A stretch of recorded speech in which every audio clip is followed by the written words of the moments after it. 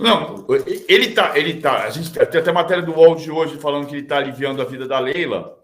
Já é a segunda vez que ele fala isso, e ele falou antes do final da janela, dizendo que os reforços são os jogadores que se recuperam de lesão, como o Dudu, que ontem voltou a participar do jogo. Essa é uma parte da história, né? Assim, ele queria um volante. Ele queria muito um camisa 5, como ele diz. E era o Aníbal Moreno, que os jogadores na Argentina dizem que é um animal. Acabei de voltar da Argentina ouvindo. Aníbal Moreno é um animal, um jugadoraço, pero Abel não lo tiene. Então ele tem que se conformar de fato com outros jogadores. Há um questionamento em uma parte do conselho, não é diretoria, não é Anderson Barros. Estou deixando claro sempre que quando não é Anderson Barros, não é Cícero de Souza, mas no conselho tem uma parte que discute por que o Abel quer um 5 e apenas um 5 e não um 10. Por quê? Vou ter na madeira para o Palmeirense aqui, ó. Se machucar o Veiga, o reserva é quem? O Lopes, que entrou no lugar do Veiga ontem. O reserva dele é o John, que quando entrou o Lopes veio para fazer a função do Veiga. Ou o reserva é o Luiz Guilherme, que tem 17 anos. Então, reserva do Veiga não tem. Reserva do 5 tem.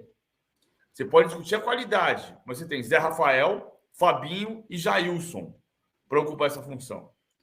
Mesmo assim, ele queria um 5. Um 5, um 5, um 5 e um 5. Era só o que ele queria. Ontem ele explicou uma parte dessa história. Não do porquê um 5. Ele falou uma coisa que é o conforto do Abel. Ele gosta de trabalhar com um grupo curto. E isso ele deixa claro para a diretoria desde que ele chegou. Ele trabalha com 24 jogadores e com 3 ou 4 jogadores bolsas, como ele chama, os que vão para a base e voltam para o time de cima. Que já foi o caso do Luiz Guilherme, não é mais. Que já foi o caso do Kevin, está deixando de ser. Então, esses jogadores que vão e voltam para você ter 24. E ele explicou por que ontem, quando disse: eu prefiro ter jogadores que não podem atuar e que ficam descontentes dentro do grupo. Ou seja, o Abel prefere ter este conforto da administração do grupo. Ele prefere administrar um grupo em que todos se sintam parte, sabendo qual é o papel deles. E isso é uma faca de 2 gumes. Quando ele diz que estou me recuperando os jogadores, porque o Veiga teve lesão, o que não foi grave, continuou jogando. O Zé Rafael teve uma lesão de joelho e seguiu jogando, porque não tinha outro. E aí o Abel disse ontem, vimos hoje um Zé Rafael que não víamos há um mês porque ele tinha uma lesão. Sim, mas ele estava com lesão e estava jogando. Aí errava passe e tomava contra-ataque. Aí ele conseguiu parar e o time sentiu a falta dele. Quando voltou no nível mais alto agora. O Dudu teve lesão de panturrilha. E aí o Dudu, ele diz, vocês têm que saber o que nós queremos que vocês saibam. Desculpa, esse não é o papel do jornalista. O jornalista tem que saber o que ele consegue saber. Então sabemos que o Dudu tinha uma lesão de panturrilha, que o Veiga tinha um pequeno incômodo, que o Rony teve uma lesão de tornozelo, que o Zé Rafael teve uma lesão de joelho e que quando precisou substituir, não tinha quem substituir. Porque o Abel quer trabalhar com um grupo curto. Por isso é que ele não quer uma reserva para o 10. Ele queria uma reserva para o 5, que não veio. E agora, por isso ele diz, os nossos reforços são os nossos jogadores sendo recuperados. Também para tirar um pouco o peso da diretoria. E nem é papel também do Abel pautar o que o torcedor, o jornalista, no caso, tem que buscar ou ir atrás ou deixar de ir. Em relação a isso, PVC, exatamente citando essa reportagem que você falou, Abel tenta friar pressão sobre Leila e exalta o elenco após janela em branco, essa reportagem a qual você se referia há pouco, ele colocando panos quentes na situação, porque afinal de contas a janela fechou, o palmeirense viu os rivais contratarem jogadores, o São Paulo, Lucas Moura e Ramos Rodrigues, o Corinthians trazendo o Rojas e o Lucas Veríssimo, embora tenha perdido o Roger Guedes, o Santos buscou o Jean Lucas, o Dodô e outros jogadores, e o Palmeiras, que queria muito um reforço, pelo menos o torcedor palmeirense, nas redes sociais cobrava muito isso, não veio, ou seja, daqui para frente, só se for alguém que esteja livre no mercado, PVC. Eu ainda tenho aquela conta, que é uma conta favorável ao Palmeiras neste caso, que é a coluna 1, a coluna de contratações, e a coluna 2, a coluna dos títulos. Neste ponto, a vantagem é do Palmeiras nos últimos 3 anos e meio, que coincidem com a gestão Anderson Barros, não Leila Pereira.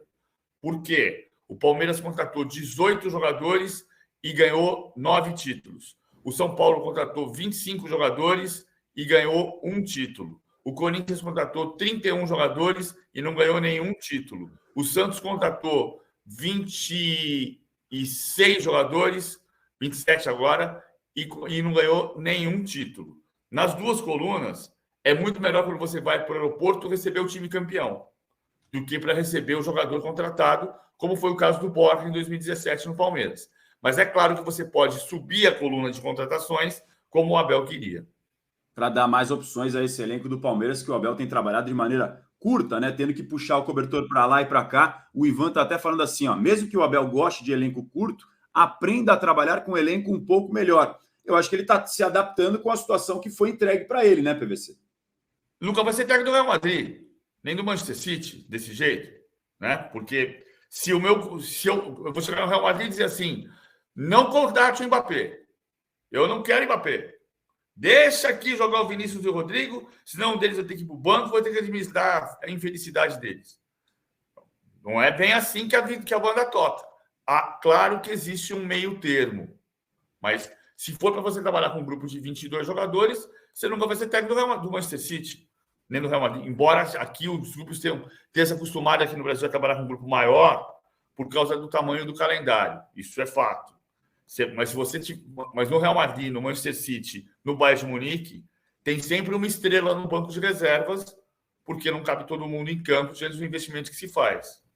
A gente vai começar a falar de Corinthians na sequência agora com o Samir Carvalho para trazer informações de interesse pelo Murilo, mas antes eu queria registrar uma mensagem aqui da Meleva, eu não sei falar o seu nome inteiro, perdão, então eu só faço essa parte do seu nick, mas ela cita um ponto que é importante e que quando eu vi a comemoração na hora, eu falei, vão lembrar disso agora. O Rafael Veiga, no Mineirão, comemora o gol como ele sempre comemora, dá o chute na bandeira. E a bandeira de escanteio do Mineirão tem a bandeirinha do Atlético Mineiro. Só que não aconteceu nada. E aqui, exatamente esse comentário. Que vergonha para essa arbitragem a comemoração do gol do Veiga. Cada vez fica mais claro quem são os clubes do sistema e qual time que não é.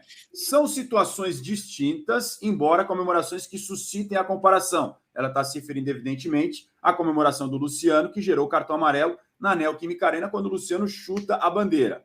Na minha visão, tá? Vou trazer minha visão. Naquele caso do Veiga e do Luciano, o Luciano chuta a bandeira e fica quase cara a cara, também pela proximidade característica do estádio, da Neoquímica Arena, que a proximidade é muito maior do que no Mineirão, no qual o distanciamento é gigante das torcidas. Então o Luciano chuta a bandeira, fica cara a cara, encara a torcida e grita. No caso do Veiga, ele dá um chute até mais discreto, embora chute também, e é uma característica do Veiga fazer essa comemoração.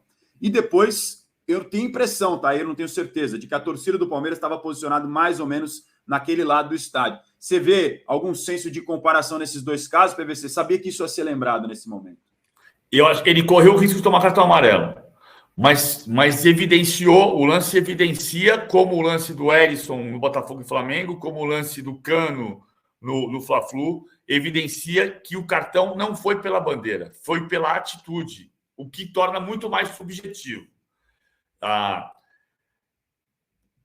gente pode discutir se chutar a bandeira de escanteio, que tem o escudo, a bandeira oficial do clube, dono da casa, se é equivalente, por exemplo, a coisa que já deu problema, como quando o Diego foi comemorar no Santos e São Paulo em 2002, em cima do escudo do São Paulo, e deu briga.